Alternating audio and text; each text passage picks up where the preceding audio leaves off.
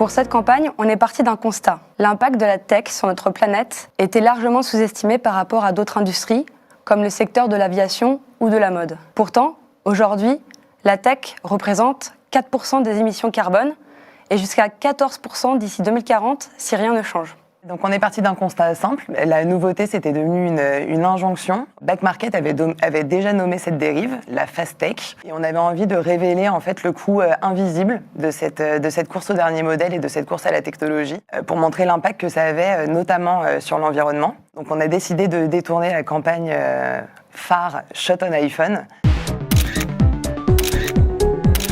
On a choisi le moment qui nous paraissait le plus opportun, qui est celui juste avant la Journée de la Terre. On a eu une réelle rampe de lancement sur les réseaux sociaux pour commencer à justement créer le débat, à installer le terme de la fast tech dans le débat public, mais avec aussi des OOH un peu plus événementiels, mais aussi du coup en nous entourant d'experts, de partenaires, d'influenceurs et de médias spécialisés et engagés pour continuer à relayer ce message sur le digital.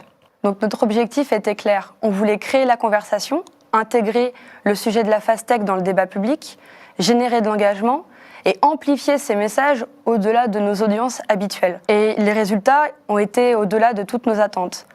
On a eu un reach organique de plus de 11 millions et 5 millions additionnels grâce à Earnmedia et notamment via le partage massif de la campagne sur les réseaux sociaux. On a eu près de 200 retombées dans la presse et influences dans le monde entier.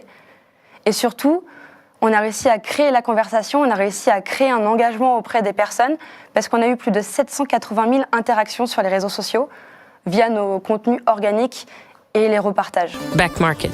Let's end fast tech.